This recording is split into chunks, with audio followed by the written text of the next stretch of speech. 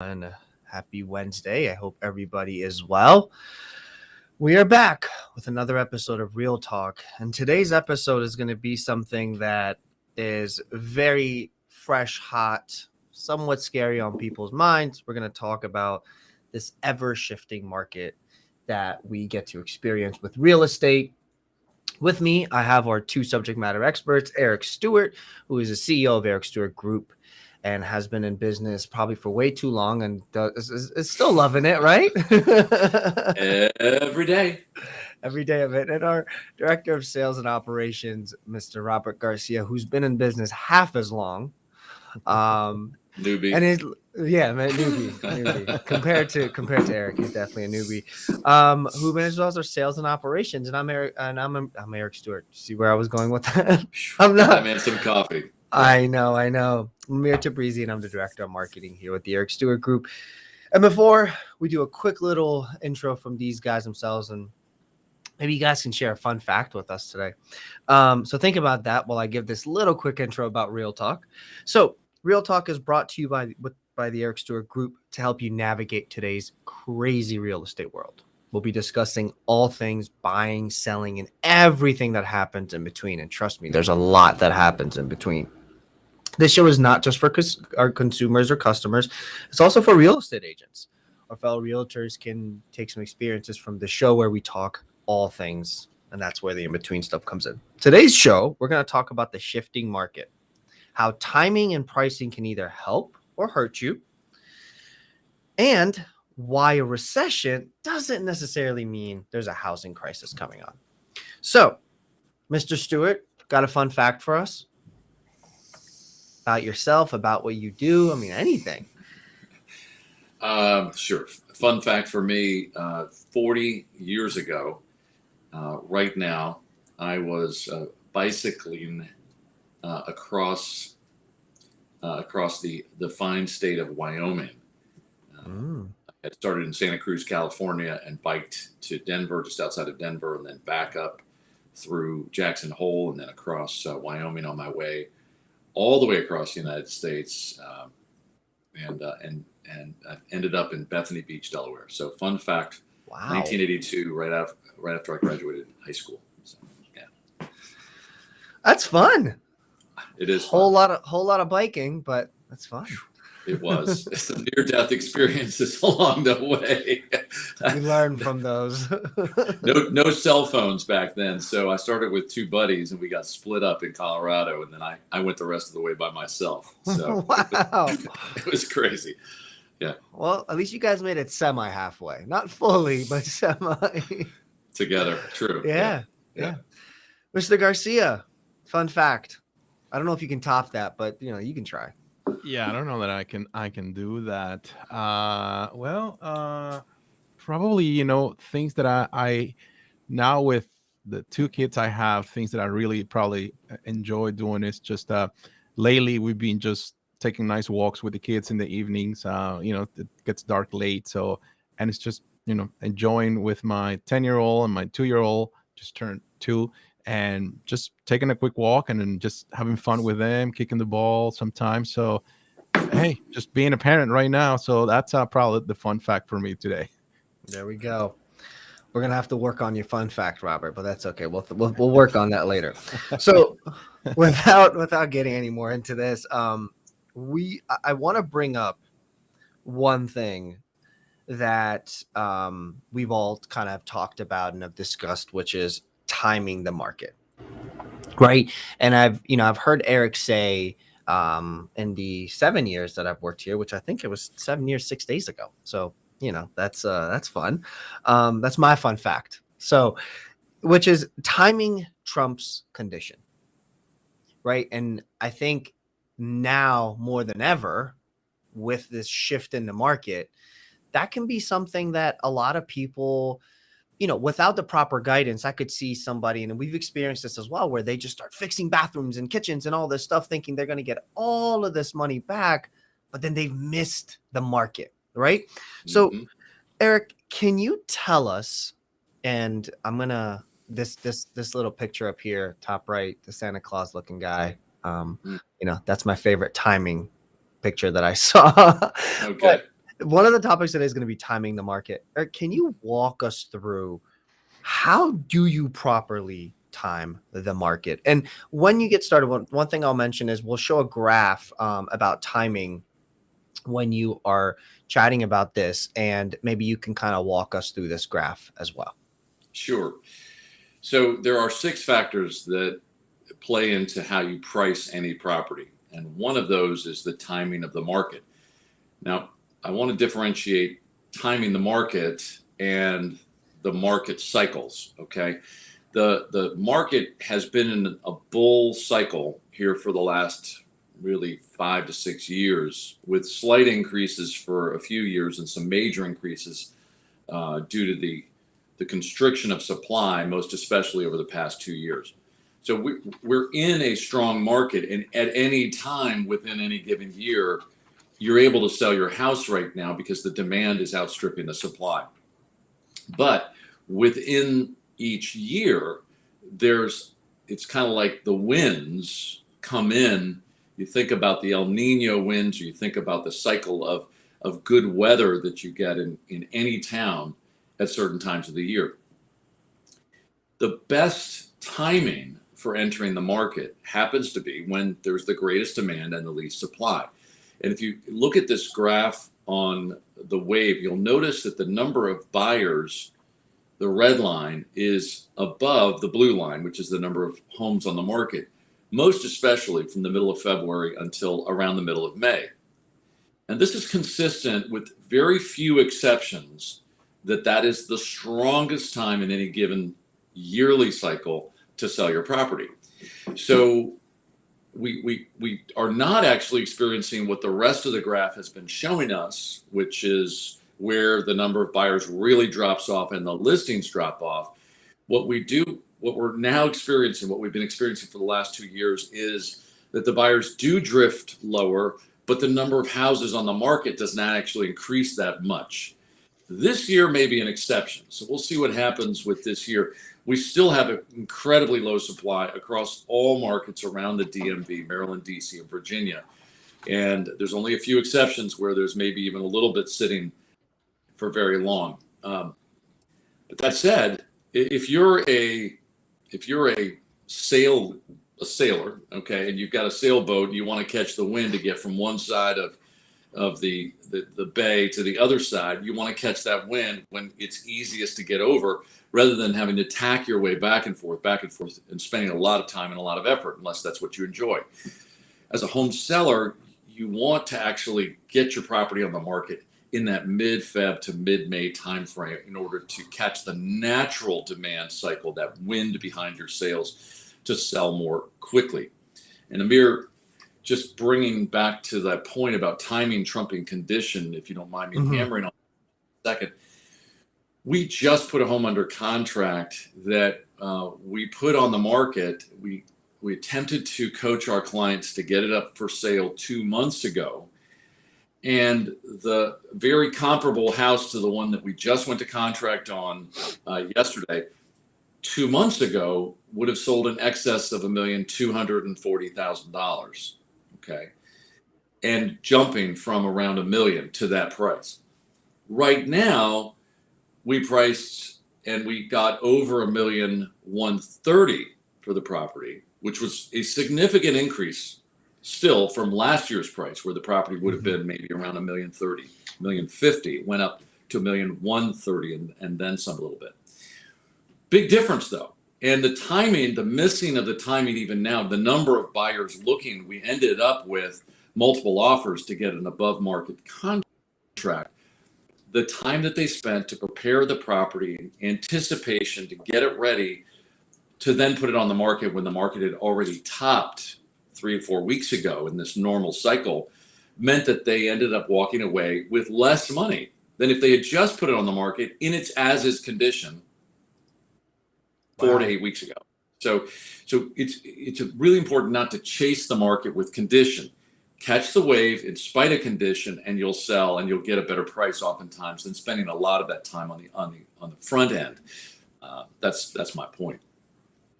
I think that's huge for people to understand. It's that what you just said was they left hundreds of thousands on the table, essentially, because they were so busy chasing the condition of their house because of some pre-existing thing that goes into our head, which is, if my bathroom looks better and if my kitchen looks better, it's just going to sell for more. And so I don't think people really use, one of the hats that realtors wear, out of the many is, and I've heard you guys say this before, is the coach hat, right? Like the hat of the coach. And this is why it's so important to hire somebody, and who you work with matters. So if you're hiring someone you don't go to your doctors and tell them how to treat you or the treatment plan. And I see a lot of people in real estate, sometimes they want to take that into their own hand. So that's huge for people to understand we are experts for a reason. And that expertise on where you can put $1 in to get 2 back is something we discuss on the guides. So if you're interested in the guides, where our market ready guide, where it really talks about how to prepare, where you can put $1 in to get 2 back, call us today at 800-900-9104 or email us at marketing@ericstewartgroup.com, and we'll send that over to you. Or if you want immediate access, just go to the ericstewartgroup.com. Robert, there's something that you mentioned to me, I think it was a few days ago. We have access to Bright MLS, which kind of is where we put all the properties, and it's shared throughout the country. You were mentioning something about inventory, and there's a cap where inventory kind of catches up, right? You were mentioning we need, I believe 60 or 90 days worth of inventory for it to be a normal market. Where is that inventory now? And why does that inventory have such an effect in this shift in the market right now? Sure, that's a great question. So we have been seeing, probably, this is nationwide, probably about between a 3 and 5% increase of inventory every week. I would probably say for our local MLS, it's close to a 3%. As of today, we have a little bit over 1,300 homes for sale, and coming soon here in Montgomery County, Maryland. That 6 months ago was probably half or even less than that, the inventory. So in order to probably be a healthy market, we probably need to have about 3 months worth of supply. If we have more than that, that's when the market's kind of slowing down. Like 6 months is definitely a buyer's market. So that means for our numbers in terms of units around here, we're probably looking at about 2,000 units to be a combination of for sale and maybe coming soon. And then the market should be able to absorb that within probably 60 to 90 days, meaning it goes on the market, gets offers, ratifies, and boom, goes to settlement. So that's where things are right now in terms of timing. So it's still a great time for sellers and buyers. I mean, I think for both ends right now, I think we have found a good level of demand and inventory. And I think it continues to be a great time for both sides to score a great deal. Awesome.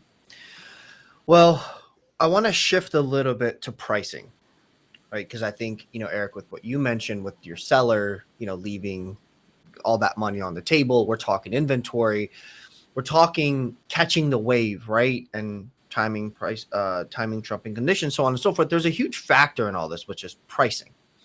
Now, Eric, we'll talk about the factors, and we'll show them a little bit. We'll show them in a few minutes, and maybe you can walk us through the factors. But what I would also love to hear from you is something that you've developed, which is called fulcrum pricing. And I think that's a really cool way of looking at the market with the experience you've had. So right now, what you guys see on your screen is the factors that go into pricing a home. There are 6 factors. Eric, would you mind just kind of walking us through each factor, and just telling us how you as a realtor use these factors when it comes to pricing a home to sell fast and for top dollar? Some years ago, I tried to decide exactly how it is that I price houses. A lot of it is an intuition based upon the way that our brain processes. Like if you're playing tennis and you've been playing tennis for a while, you get good at just analyzing the speed of the ball, knowing where the ball's going to go, and then swinging your racket and hitting it back to where you want it to go, right? It's just a question of practice to become good at it, right? So breaking that down into 6 basic factors. This is by no means exhaustive, but these are the 6 elements that I use when I'm pricing a house. So the square footage is comparing the square footage above grade and also what is below grade, recognizing in spite of how some, like in Fairfax County, Northern Virginia tax records report the square footage of a property a little bit differently than the Montgomery County does or Washington, D.C. does. So recognizing this as a consistency in square footage. The square footage of a home on the first and upper levels is going to be more valuable than the square footage below grade. Why? Because the majority of us don't spend time in our basements regularly. It's a less used space. It may be very pretty, but it's not as important. So I look at the square footage above grade and assign a value based on the average square foot cost for that particular area. For instance, in one area, it might be an average of $450 a square foot. Another, it might be $350. And so what I'm looking for is a data point by looking at that above ground square footage, above grade, grade of the dirt outside. So the above grade square footage and the below grade, and then I factor out what is that square foot cost and come up with a number. And that number could be high or low, but it gives me a data point. Then I go to the historical comparables within that specific neighborhood or within neighborhoods that feed the same elementary, middle, and high school. And I tie it to schools because the school brings value to the real estate when it comes time to resell the real estate, because you're not buying a school district, you're buying a house that happens to be within a school district, and that school district can change. But as long as it's in that school district, it brings value that needs to be considered. So historical comparables play into it as well. And then the condition, comparing that kitchen that may be in this house compared to another kitchen or another kitchen within the same area, and considering the condition of a backyard, the hardscaping work, the finishes of the basement, and so on. All of that plays in. And the way I work with that is I look at what is the condition and then adding or subtracting, kind of like an appraiser would do. An appraiser is typically brought into the sale by the bank to value the property, figure out what is the proper value. That appraiser is looking at what we call the sticks and the bricks. That's just the construction of the house. They'll measure the square footage. They're looking at the sticks and the bricks, and they'll add and subtract value based upon a finished basement or a deck or things like this. So the condition factors into our thinking similarly when we price a home. We'll add and subtract based on condition.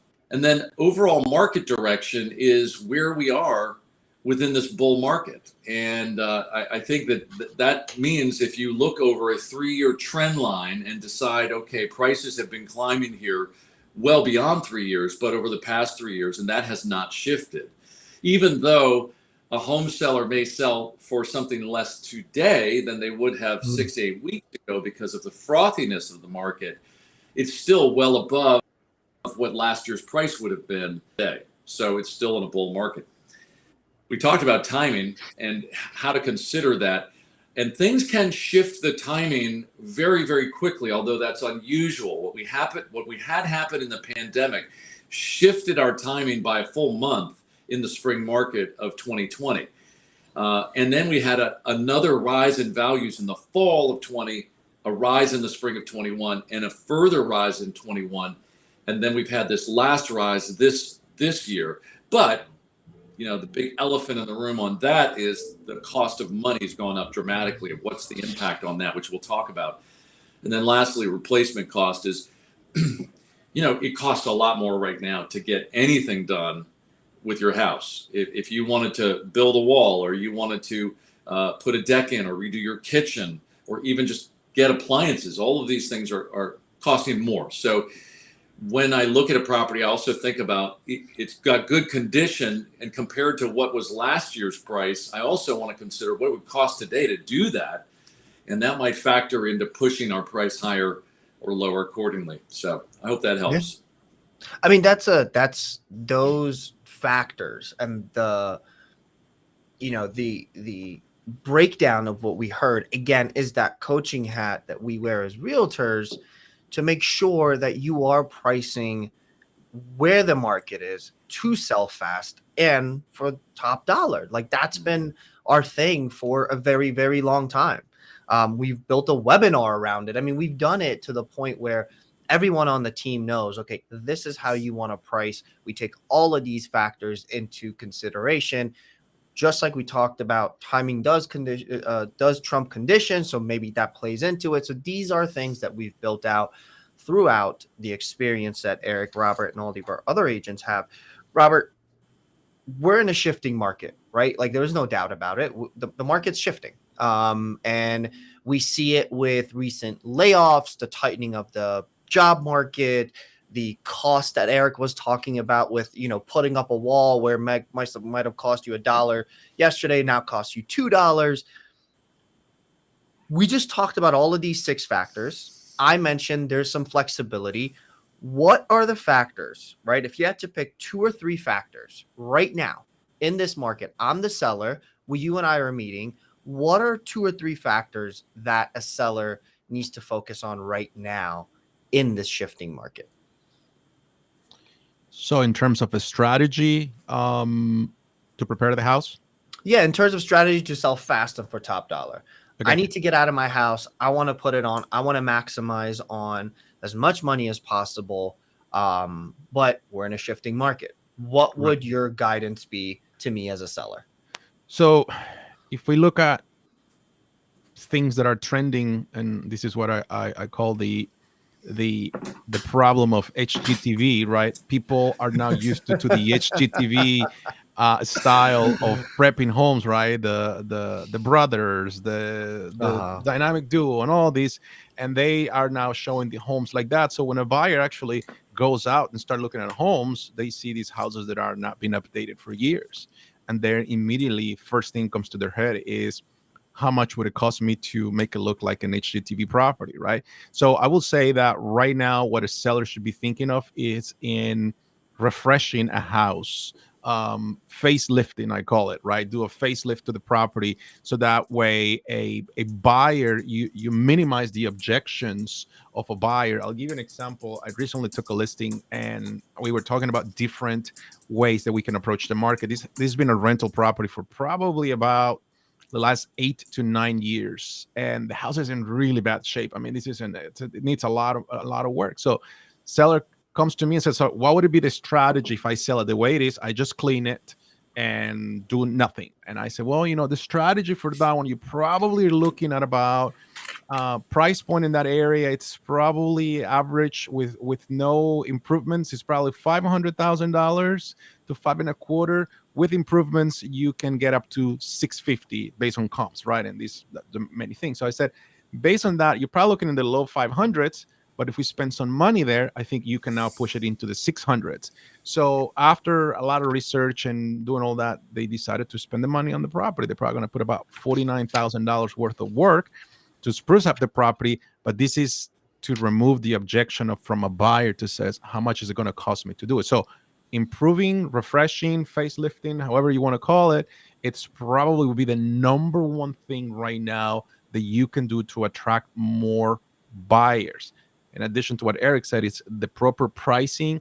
It's key here. There's a lot of realtors that don't know how to price houses. And as I was speaking with someone this morning, there's going to be the real estate market is going to change, as we know, and 1/3 of the real estate agents are probably going to exit the industry just because there's no enough business. Then there is going to be that other third of the realtors that are going to be the pros, that ones that always do well regardless.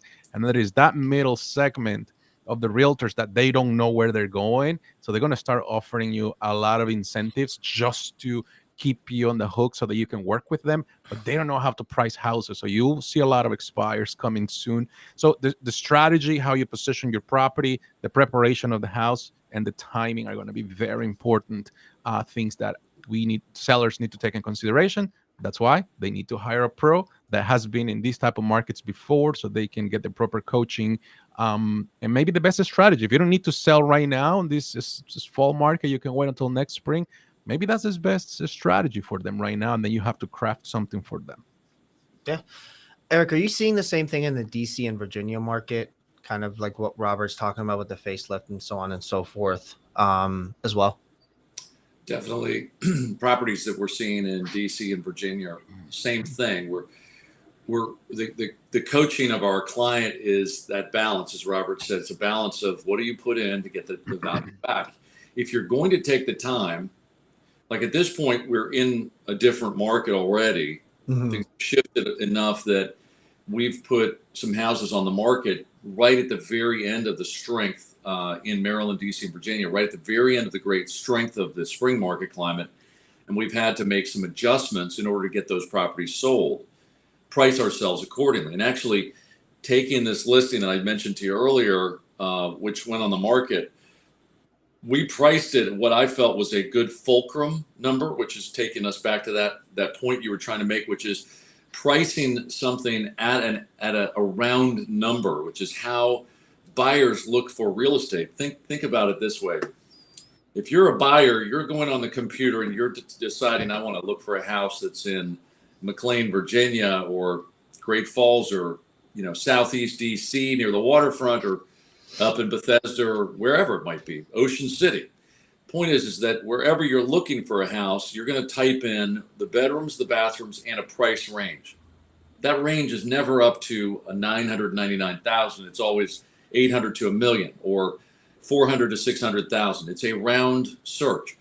So if your property is around a round number, even if it's probably worth a little bit less than that or a little bit more than that, you're better off to price it at the round number, because then you're leveraging, like a fulcrum, you're leveraging around that price all of the potential searches that are going on. So for instance, a $600,000 property that's maybe worth $615 based on condition and other factors, or is worth $585, I would encourage pricing at $600 even, because I'll get all the buyers between 5 and 6 and 6 and 7, and get the greatest amount of interest in the property for my home seller in that scenario.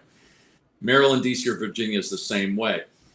We do want to value now proper preparation and good timing, recognizing the market is still strong. We're encouraging our clients to get their houses on the market right now while the inventory is still not as great as it's going to be. As Robert reported earlier, inventory across the DMV is climbing at 3%. Actually, nationally, it's at more than this, but locally, it's at around 3% a week. So in 2 months, we'll have 20 to 24% more listings up for sale. And that can clear out. Here's the unknown is, we could see rates go from where they are close to 6% down to 4.5%, because all of a sudden everybody thinks that inflation's dying and the bond market improves, and all of a sudden rates drop and then the market takes off again. We don't know. It's the unknown we don't control, right? But I do think that proper pricing and recognizing the general trend. The trend is your friend. It's an old saying. Even if the trend is downwards or it's upwards, look at that trend as your friend and work with that trend. It's rare that you can time a reversal in the trend. It's much better to try to work within the trend that you have. Let's see if we can get hashtag the trend is your friend circulating. I like that. One thing you mentioned, and I appreciate you taking it back to fulcrum pricing, Eric, but one thing you mentioned is, if a house is valued at $615, you're pricing it at $6, because you're going to capture the audience 5 to 6, 6 to 7. And that will help you as a seller, because I know right up front it seems like that's $15,000 less. But that $15,000 less that you're thinking of in the moment, you can get a ton of escalation clauses that could push you to 630, 45. It starts growing before you know it.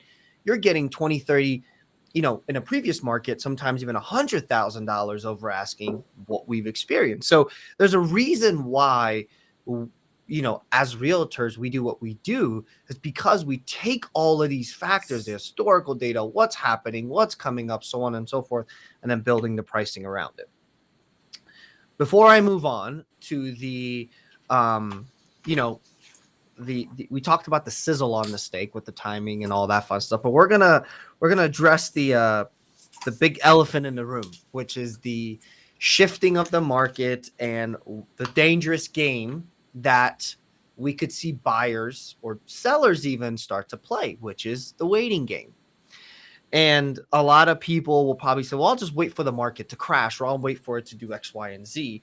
And part of why I wanted to bring this up is because I want to talk about the dangers of the waiting game, right? And Robert, in a second, what I'm going to show is kind of this year's inventory, the last 12 months of inventory levels. And economics 101, what drives the cost is the demand behind it. What drives the demand is the inventory. So it's a trickle down effect. And at the end of the day, it just goes back to inventory. How much you have is what determines the cost.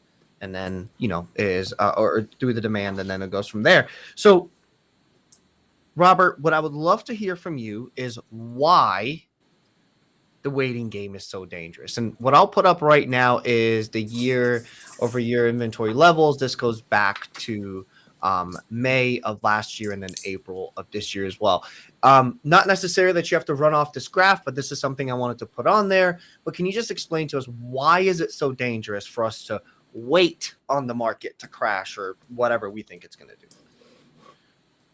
Yeah, that's the crystal ball question, Amir. Thank you. The reason why it's a danger is because we just don't know. Remember, markets react based on trends, behaviors, and panic.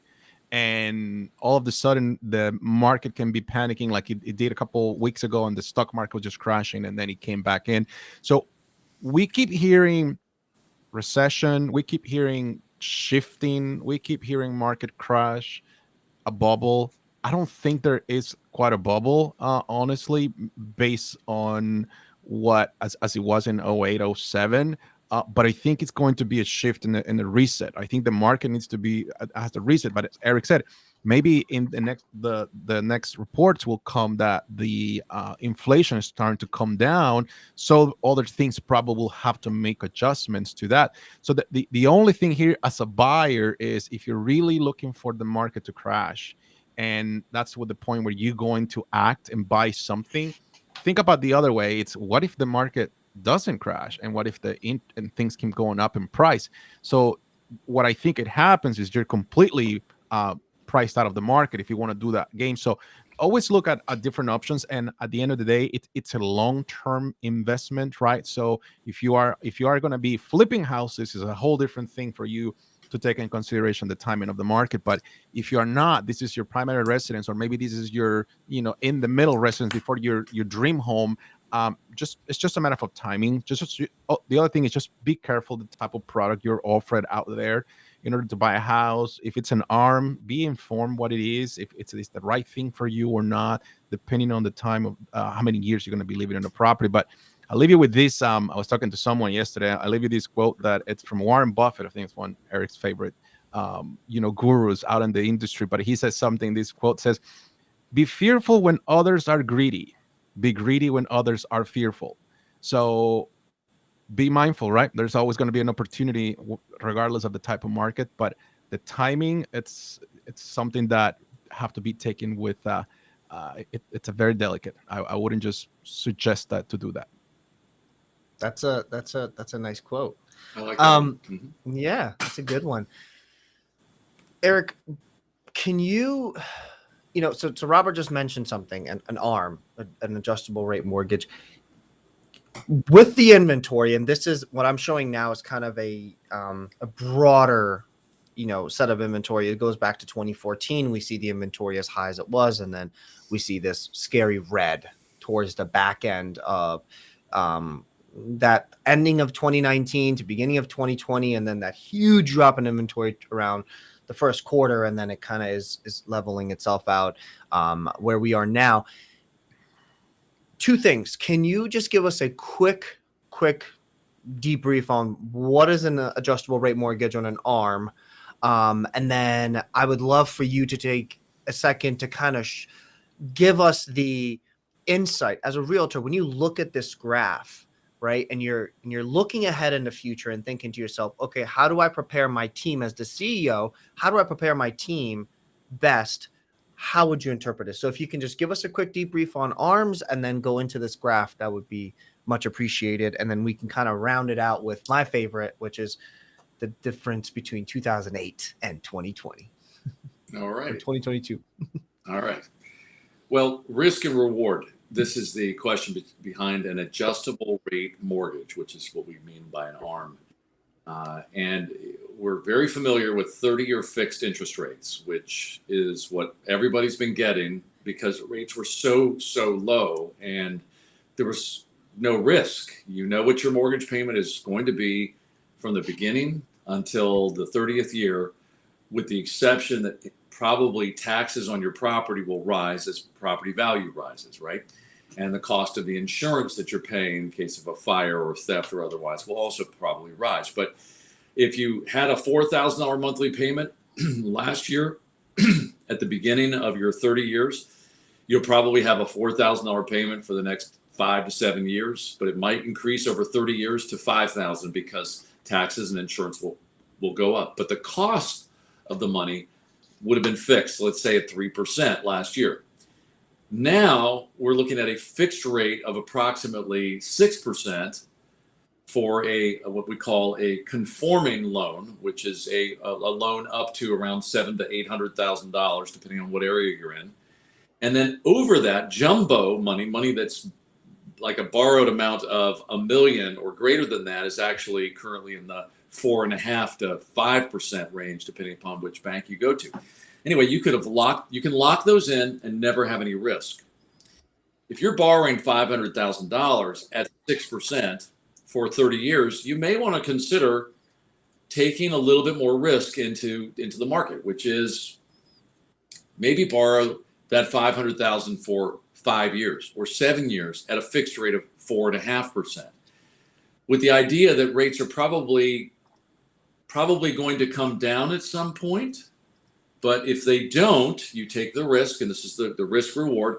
You lock in 4.5% for 5 years, which will save you a lot in interest for the next 5 years. The risk is that interest rates will actually continue to climb higher, at which point in 5 years, your rate will increase from 4.5 to maybe 5.5 to then 6.5 if they kept going higher and higher. Or maybe within the next 5 years, we'll see a pulling back in the bond market, which is oftentimes the case. There will be some kind of pullback in the bond market, and 6%, maybe a 6% fixed rate drops to 4.5, in which case you go out of that adjustable rate mortgage into the secure product of a 30-year fixed. But the adjustable rate can allow you, and this is the key benefit, it's not just getting a lower rate, but it's also improved affordability right now too. So if you are, say, I don't want to move in 5 years, I want to buy the house I really want to buy right now, and my income is probably going to go up over the next 5 years, I'll go ahead and get a 4.5% rate on that 500,000 now, and even if the rate goes up, even if I end up going from 4.5 to 6 or 6.5% in 5 years, I'll probably be making 15 or 20% more of my income. And so it's, everybody has to look at this and decide where their comfort level is. Obviously, safety is in a fixed instrument where it's never going to change, right? But you may really not need that. You might also consider a 7-year ARM. And I don't think we have too many 10-year ARMs out there. Lastly, I'll mention a fixed rate at 15 years. We're conservative at the Eric Stewart Group of Long & Foster. We are conservative about getting folks out of debt. This is your choice and based upon your advice from your financial advisor. But to amortize, which is the word we use, the killing, which is what amortization means, it means to kill your loan. To kill your loan over 30 years, you can, for a little bit more each month, kill your loan over 15 years. So we highly encourage you to look at that. Plus, the interest rate on a 15-year mortgage is much lower right now than a 30. The spread between the two of them is pretty great. So look at that also. Awesome. So now, if you can, as a CEO of a team, and this is a little bit more for our fellow realtors, right? And consumers, of course, will get something out of this as well. But as a CEO, right? And as someone who does all of our trainings, you are looking at this graph. How would you, and what would you tell your agents and to prepare, and what the forecast could look like based off this graph right here? And this graph is this is national, so it's not something that's specific to DC, Maryland, or Virginia. So how would you train your team with this information, Eric? And this is the inventory from 2014 to April of this year. Well, what I would say is the inventory levels over the past 8 years that you're looking at here were higher earlier because we were still in recovery out of the Great Recession. And if you go back before that the blue on the far left side, it was much higher even before that, back in 13, 12, 11, and 10. You know, we just had an enormous amount of supply. Over the following 2 to 3 years, you see the inventory constricting, and then you see it increasing again. And the reason it increased at that point in time, back in 2019, is that the Fed raised the interest rates and attempted to raise them up. And we saw rates very quickly going into the 5.5% at that point in time, which was not affordable. Okay, it was actually unaffordable. And so there was a quick reversal by the Fed chairman at that point in time. Remember, the stock market sold off hard in late 2019, and then the Fed reversed course and said, we're going to put ourselves into a recession if we keep this as it is.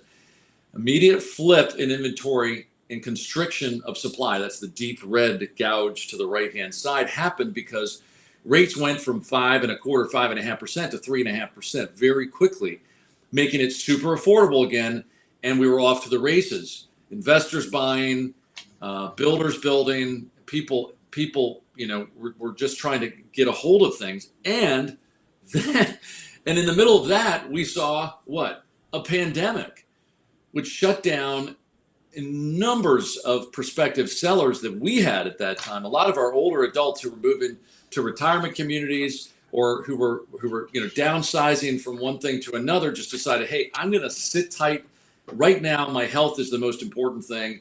I don't want to be stuck where my kids can't visit me. You know, and frankly, everybody and nobody really knew how to act in that situation. And you remember, rates dropped like a rock. So we saw here, this is my training to my team here, is this was an extraordinary event that you're looking at here on the far right side, is a non-replaceable circumstance that will be in economic textbooks for the next, you know, 300 or 400 years as an example of what happens in a pandemic. So this is just an unusual scenario where we saw rates down to 2%, 2.5%, and you know, their percent during the pandemic. And the absolute bottom of that was really, you know, as we went into 21, we finally started to see a shift because the pricing went up so much. Prices jumped, making affordability not quite as affordable. Even rates were low. And so we saw that transition, and we see that we see inventory right now increasing, and this is kind of a reverse thinking. If you look at the red chart, the more that the red moves back to the trend line, the flat trend line, the more inventory there is. I believe you're going to see inventory go all the way to the trend line, and it may take us another 6 months to get there. It may take us 2 months to get there. I don't know the national picture until, you know, we look backwards at it. But my gut feeling is that sharp knife drop in inventory down to its bottom, and then that sharp knife up again is going to go right up above. And we're going to see inventory increase well above the trend line for the first time in probably, I mean, way over what you see in either of the two blues here. You're going to see a reversal in that, because in a lot of markets, the buyers are very money sensitive, meaning the cost of money has gone up so much. And Robert will speak to that in a minute. But I think my coaching is, folks, if you're selling, now is still an excellent time to sell. We're going to hit a time where it's not going to be as good, where prices are probably going to increase, but by less. Lawrence Yun, who's the chief economist for the National Association of Realtors, I heard him speak just a couple of days ago, and he suggested a 4% increase in pricing next year compared to the 7% level that we saw this year, which is again a slowing of the increase in the money, probably into a flattening of the market.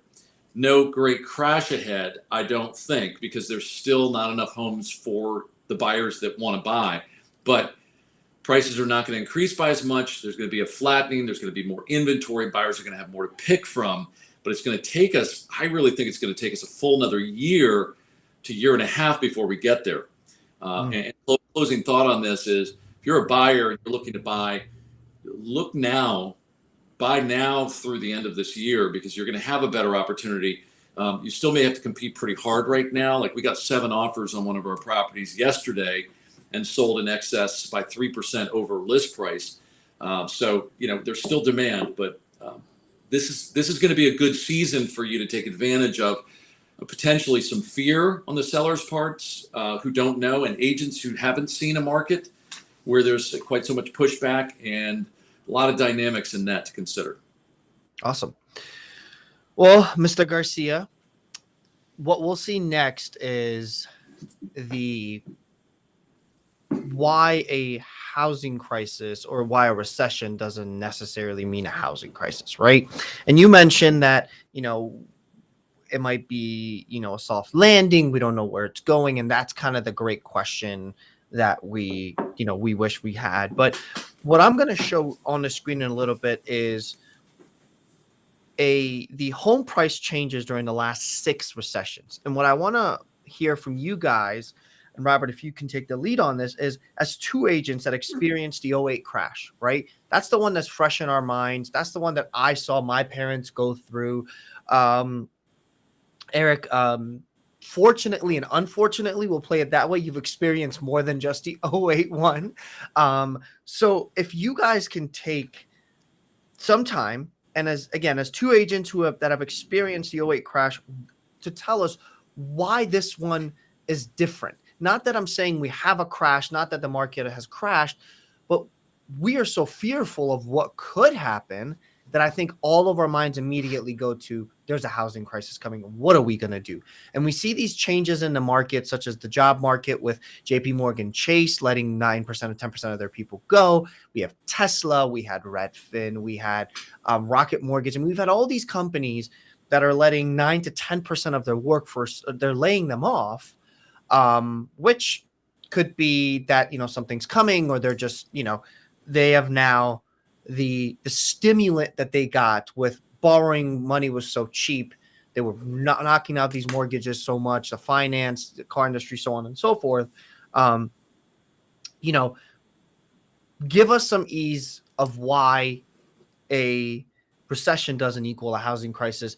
Robert, what you see again on the screen right here is the home price changes during the last 6 recessions. Please take in mind, this is not DC, Maryland, Virginia. This is for the nation. So as someone who's experienced the '08 crash, Robert, why is this one different? It's different from so many angles. If you all remember back in the 06, 07, what was adding fuel to the fire of that housing market at that time was all these non-verified, zero documentation loans, right? Subprime loans. That's what it was really doing this. So you could have just walking into a company, a Wells Fargo, and said, "Hey, I want to buy this house. I make this much," and they didn't need to verify your income. If you say you make this much and you feel comfortable with the payment, that was already, check off on the list, and let's just look at the other requirements or conditions. So that was kind of what created. So there was actually, people were putting less money down to buy houses. And that's when the market changed, that's what a lot of people found themselves in really bad position. Let's put it this way. They was so bad that people were buying houses they cannot afford, that even when their utilities went up 6 months later, when utilities went up because the price of oil was higher and so on, some people could not afford to pay the mortgage and the utilities at the same time. That's how bad it was. This time is very different because buyers actually have learned from that lesson to say it's better to put some money down than put no money down, than put nothing. And as far as I know, there are almost zero products out there on the market in the last 2 years that will offer you at 100% financing. Like most buyers that we've seen in this area are putting at least 5%, if not 10% down. Now, remember also that millennials decided to now millennials have come to an age where they're getting married, and they're moving together with the significant other, and they now it's time for them to buy something to get a taste of owning a piece of America. So now they're the ones that decided to go in. And remember, these millennials are people with education, with degrees. Some of them have a lot of debt because of student loans, but they also have good incomes. And some of them may even get inherited money from parents, or parents are helping with down payment. So there is a lot of cash out there. And I'm surprised to see how many people are buying homes cash in this type of market, or putting significant down payment. So because of that, I think this reset, change, shifting, crash, landing, however you want to call it, it's going to be very different. I don't think that the prices will drop down dramatically. There will be some adjustment, some leveling. Yes, it will be. Rather than as homes getting 20 offers, they're probably going to get 2 or 3. And rather than escalating 100,000 over asking price, they may be only going to escalate 10%. But remember, builders are not able to keep up with the demand of homes that we have had in the past, and they have to get a little bit creative in terms of the type of properties they've been doing. It's not really a lot of single family now. There's stackable homes, condo townhouses, either your traditional townhome or row houses. So there is all these different things that people are doing, and a lot of buyers actually don't think that renting is a good deal. They actually wanted to go and buy something. For that reason, I think it's going to be a very different. Now, you mentioned something about laying off people, and all was mostly around the real estate industry, with the exception of Tesla. But also remember that all these industries have had an amazing last 2 years, and they couldn't keep up with the demand, especially on the loan side. Loan officers, mortgage brokers, banks, they couldn't keep up with the demand, so they had to hire additional people in order to be able to fulfill all these loans and refis. Now that people is no longer necessary, and they're maybe going to go back to what the normal staff they always had and needed. So it's not like the layoff is it's a huge problem. Like it's going to increase the unemployment numbers. I think they're just getting rid of people that are not necessarily needed, or were just only hired seasonal, if you want to put it that way. And there's so many other ways how people can make a lot of money nowadays. So if they get out of that job, they can do Hoover, like deliver food. I mean, there's so many other industries that come up that you can go into that I don't think necessarily going to change the unemployment numbers. That's a long answer with a lot of detail. Okay, that's good. That's good. Can I think jump on that real quick? Absolutely, go. What I'd like to add is that if the cost of money has gone up in many respects by 25% on a monthly basis. So if you were going to borrow $2,500 a month last year, you're going to be borrowing $3,100 a month this year because of the interest rate increase. So, and it could be even more than that, depending upon the interest rate that you have to get based on credit score. Could have gone from 2,500 to 3,300. But the point is that means that a lot of buyers who were marginal in their ability to purchase are no longer able to buy at all, even, or are just now having to look at something very different to buy. And I think there's a good bit of shell shock right now about that. If we think about how many prospects there are looking at real estate and the number of offers for every single property, if we lost half of the buyers because of the increase in money, the increase in cost of money on a monthly basis, we still have a lot of affordability for the other 50% and not enough houses for them. As Robert was saying, got a lot of cash buyers. It's just a question of the price. It's not a question of what it costs on a monthly basis, because they're just buying with cash. So there's still good demand. I think that's a further reason. If we saw rates go to 7.5%, 8%, we would all of a sudden see a correction in the market, and I would have a different conversation with you as an audience about that. Robert and Amir and I would come back biting our nails. Um, So just adding to what you just said, I was talking to somebody that's a loan officer, and he was kind of giving me a good example. He says, and I'm just going to put it here right now. Says, so if you are buying a house, or you were buying a house before, but out of 500,000, 20% down, that means you're financing 400,000. Let's say you get a 6% interest rate. That's at 23.98 right now a month, principal of interest.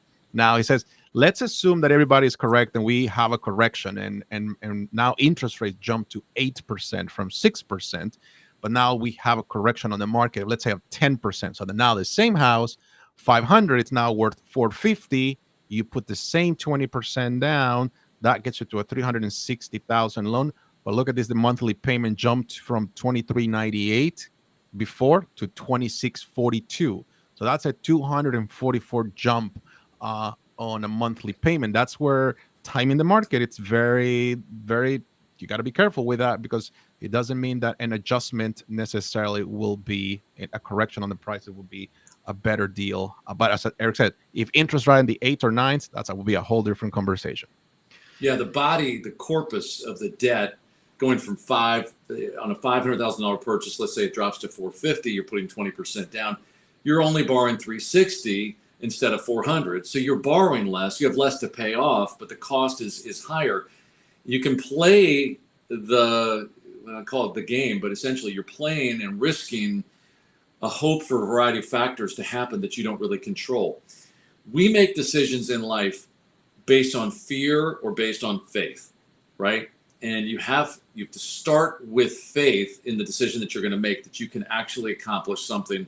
Otherwise, why bother, right? Why start in something? If I'm going to go in afraid, then step back. Better to stand still than make any move in that scenario. So you want to buy, find a place, and the payment, make sure that it's affordable. Our general rule of thumb is try to keep it at 35% of your total monthly income or less. There are exceptions for our veterans who have been out eating C rations, and the VA will provide better opportunities. You can borrow more. I still think you're putting yourself in risk by borrowing more, but you oftentimes have the security of that job working for Army, military, whatever it might be. So just be mindful of that 35% threshold as a good rule of thumb, and then think about taking advantage of the rate that you have and the price that you have now. And if you can afford it, hopefully you can buy without having to fight with another buyer in the process because of the shift in the market that we have now. And we wish you well. If you're thinking of buying or selling, feel free, and you've got questions for us, feel free to reach out to Robert or myself, and we'll assist. And by the way, if you have questions, please go ahead and post those here as we're going through our discussion. We're just about to wrap up. But feel free, if you got any questions, you can post them here. Yeah. Robert, one thing you were mentioning before was the ninja loans that were hot in 0607, and then kind of was a big factor. No income or no job, no income, no assets. So I could get a mortgage in my dog's name at that point. But if you guys want more, and a lot of the stuff we talk about are things that Eric has written in these two guides. Our award-winning Market Ready guide and Right Sizing guide walks you through the process. At the Eric Stewart Group, we're all about sharing the secret sauce, as some people might say. We want you to be as informed as possible as the consumer. We're all about transparency. There is no chasing the business. We want you as the consumer to be as educated as possible when it comes to selling or buying or doing both of the biggest assets you own in your that you'll ever own. Eric, one last thing we'll chat about, and then we'll call it a day. You mentioned something to me yesterday where 25% of offers you're still getting on houses are still cash offers. Can you tell us a little bit about that and why, and as a buyer or as a seller, why is that still important? Sure. So we got 7 offers yesterday on a property. 2 of those were cash buyers. 1 was non-contingent on financing, putting 50% down, meaning the buyers were putting their deposit at risk on day 1 if they couldn't get their financing by saying, we're not making this contingent on financing. It wasn't a full cash offer, but it was 50% cash. So out of 7, 2 cash, one 50% down, and the others were financing 70 to 100, 70 to 80% of the price that they were offering for the property. So why is that important? With cash, you do not have to worry about an appraisal on the property. The property goes through appraisal. You do not have to worry about the buyer losing a job because they have the cash to buy, and they're putting that cash up to say, we will buy this irregardless.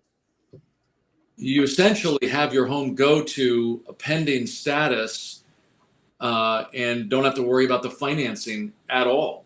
And in unsure times and shifting times, especially, as you see that there are some layoffs, there are large real estate companies that have laid off a lot of their employees over the past 6 weeks, Compass, Redfin, and so on, because they're not making the sales. They can't afford to keep that. So if somebody's an employee of a company that's in a difficult place right now, maybe struggling financially, then then you have to be more mindful of accepting an offer from a prospect. And I don't mean to call out these other brokers specifically, except that they're in our industry.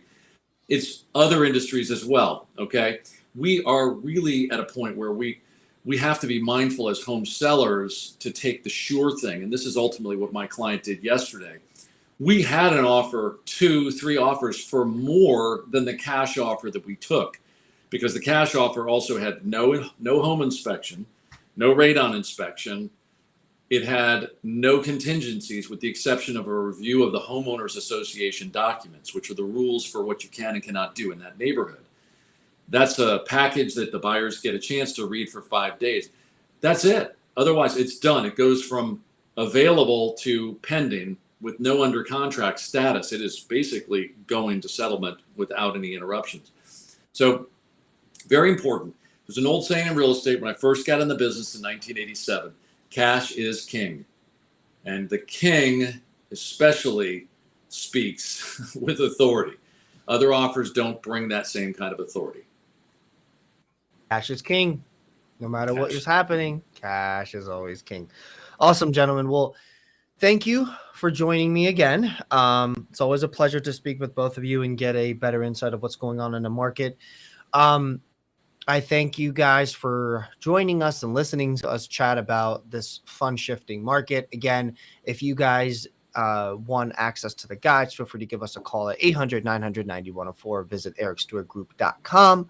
If you have any questions, you can continue to post them on Facebook or Instagram or YouTube or wherever you're seeing this, and we'll get back to you from there. Or you can email us at marketing@ericstewartgroup.com, or you can email Robert and Eric directly if you like, and it's their first name, Eric or Robert at ericstewartgroup.com. We will see you in 2 weeks.